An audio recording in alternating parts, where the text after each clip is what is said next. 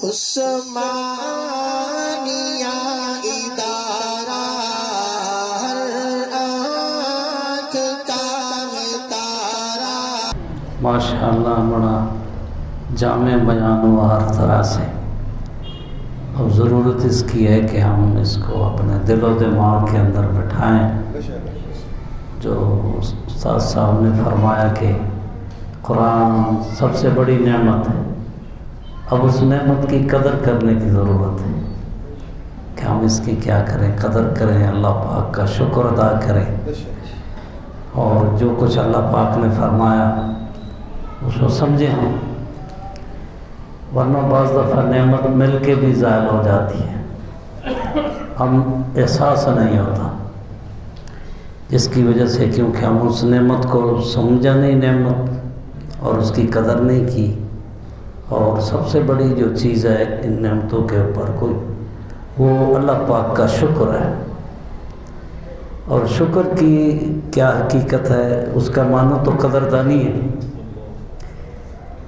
اس لیے جب بھی کوئی ایسا نقصان وغیرہ ہوتا ہے تو اس کے اندر کوئی نہ کوئی ہمارا ہاتھ ہوتا ہے، پیچھے ہمارا اس میں دخل ہوتا ہے۔ ظہر الفساد فی البر والبحر بما کسبت ایدی الناس، ہمارے عمل کا دخل ہوتا ہے اس میں۔ یہ قرآن پاک خود فرماتا ہے، خواہ خشکی کے اندر یا سمندر کے اندر خرابی ہے تو بیانیہ ہے، جب اس میں ہمارا عمل کا سلسلہ کیا ہوتا ہے ضرور ہوتا ہے، کیونکہ اللہ پاک فرماتے ہیں ما یفعل اللہ بعذابکم ان شکرتم وآمنتم، اگر تم ایمان والی زندگی اور شکر والی زندگی گزارو تو مجھے کیا فائدہ ہے تمہیں عذاب دے کر، سزا دے کر۔ قرآن سچا ہے نا جی، سچی کتاب ہے نا، کہ مجھے سزا دے کر اللہ پاک ہونا دے، کیا کرنا میں نے؟ کان اللہ شاکرا علیما، اللہ کی ذات تو خود قدردان ہے۔ تم ایک ٹکڑا اللہ کے راستے میں صدقہ کرتے ہو اور رب تعالیٰ جو ہے پہاڑوں کے برابر، اور پہاڑ جو 5 میل پر پھیلا ہوا ہے بہت بڑا، قاری صاحب نے ہمیں وہ پھرایا سارا، بہت بڑا پہاڑ ہے، تو ایک ٹکڑا کھجور کا اللہ پاک اتنے قدردان انسانوں کی اس چیز کی کہ اللہ پاک اس کو پہاڑوں سے بھی بڑا کر دیتے ہیں۔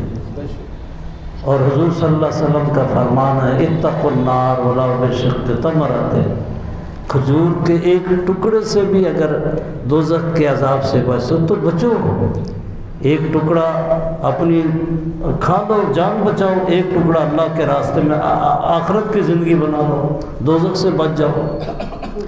تو اتنی قدردان ذات ہے کہ جب بھی کوئی ایسا مسئلہ ہوتا ہے، اس کا مقصد ہمارے اس میں اعمال اس میں ہوتے ہیں، ہماری حرکتیں ہوتی ہیں یا نعمت کی ناقدری ہوتی ہے۔ خصوصاً آج کل اس قرآن پاک کی ہم قدر نہیں کرتے۔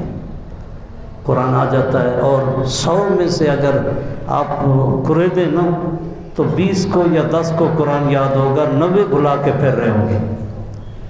حالانکہ حدیث پاک کے اندر آتا ہے کہ قیامت کے دن انسان جب اٹھے گا نا تو سب سے بری حالت اس شخص کی ہوگی کہ جس کو اللہ پاک نے قرآن یاد کرایا اور وہ اس نے اس کی قدر نہ کی اور دنیا کے پیچھے اس کو بھلا دیا۔ ایک تو چلو آفت آ جاتی ہے نا دماغی طور پر یا انتہائی بوڑھا ہو گیا، وہ ایک الگ بات ہے، لیکن جان بوجھ کر اس نے قرآن کی عزت ہی نہیں کی، نعمت کو نعمت ہی نہیں سمجھا، تو وہ شخص جب کھڑا ہوگا ایسا جس نے ایسے قرآن کے ساتھ کیا، اس کے سارے جسم کے اندر آبلے پڑے ہوں گے، بدبو آ رہی ہوگی، اتنی بدبو کہ لوگ اس سے تنگ ہوں گے، بھاگیں گے۔ یہ اس وجہ سے اللہ پاک اس حالت میں اٹھائیں گے اس کو کہ اسے پتہ چل جائے کہ اللہ کی نعمت کی کس طرح کیا ناقدری کی۔ تو اس لیے جو حفاظ ہیں ان کی ذمہ داری ہے کہ جیسے قرآن یاد کیا ہے ایسے آخر تک اس کو کیا رکھیں، اور اللہ پاک نے خواہ مادی نعمتیں ہوں یا روحانی نعمتیں ہوں، سب کی قدر کی ضرورت ہے، اور قدر اللہ پاک کے شکر کے ساتھ اس کا احساس ہو کہ یہ میرے رب کی نعمتیں ہیں، اس نعمت کے ساتھ اس کا تصور خیر رب تعالیٰ کی طرف جائے۔ جہاں کیلے گھر میں لے کے آتا ہے تو کیلے پیدا کرنے والے کا نام بھی گھر میں ہونا چاہیے۔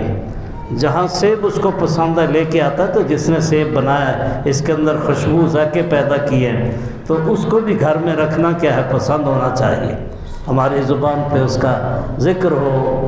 ہم واقعی طور پر مولانا ابو الحسن علی ندوی رحمہ اللہ فرماتے ہیں مجھے ایک شخص ملا، بڑی عزت کی، بڑا اکرام کیا، اور کہنے لگے مولانا صاحب میں نے آپ کا درس سنا تھا شکر کے اوپر، اس وقت سے میں نے 2 رکعت نماز روز میں پڑھتا ہوں بطور شکر کے.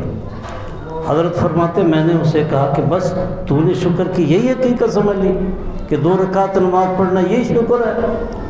سنو، شکر اس چیز کا نام ہے کہ پورے انسان کا وجدان اندر، اس کی سوچ ہر وقت یہ ہو کہ یہ جو کچھ ہے، خواہ میرے جسمانی کا اندر کا نظام ہے یا باہر کا ہے یا کائنات کا نظام ہے یا جو نعمتیں ہیں، مجھے اس سے سکون راحت ملتی ہے، یہ ہر وقت تیرے ذہن میں یہ اللہ کی طرف سے ہے.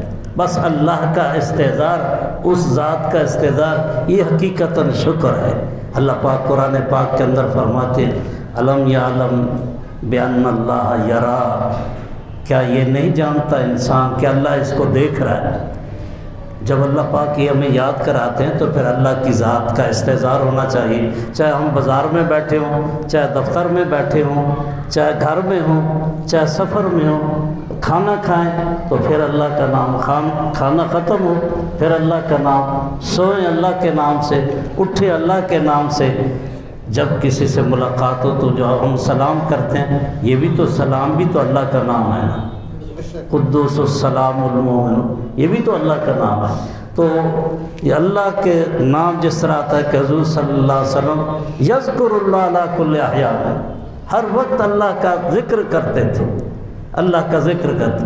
ایسی کیفیت ہمارے بھی بن جائے. اللہ پاک ہم سب کو اس کی توفیق نصیب. الحمدللہ رب العالمین والعاقبۃ للمتقین والصلاة والسلام علی رسول محمد وآلہ واصحابہ وآل بیتہ وازواجہ وذریتہ اجمعین. ربنا آتنا فی الدنیا حسنہ وفی الآخرۃ حسنۃ وقنا عذاب النار. ربنا ظلمنا انفسنا وإن لم تغفر لنا وترحمنا لنکونن من الخاسرین. یا اللہ پاک اس تقریب کو اپنی بارگاہ میں قبول فرما لے. یا اللہ پاک تیری نسبت سے، یا اللہ پاک یہ تیرے بندے یا اس مجلس میں جمع ہیں، یا اللہ پاک یہ ان کا جمع ہونا قبول فرما لے. ہمارے استاد محترم بہت اچھا بیان کیا، ہر طرح سے بسط اور تفصیل کے ساتھ. یا اللہ اپنی بارگاہ میں قبول فرما لے اور ہمیں ہمارے قرب کا ذریعہ بنا، ہماری آخرت کا ذخیرہ بنا دے. یا اللہ پاک ہر قسم کے شرک اور بدعات اور معاصی سے ہمیں محفوظ فرما دے. یا اللہ یہ خیر و بھلائی کے جو مراکز ہیں ان کی حفاظت بھی فرما. یا اللہ پاک قیامت تک انہیں قائم بھی فرما. یا اللہ اس میں خیر و بھلائی کا فیض ساری دنیا کے اندر کیا پہنچا دے. یا اللہ ہم فقیر ہیں، نادار ہیں، یا اللہ پاک بے بس ہیں.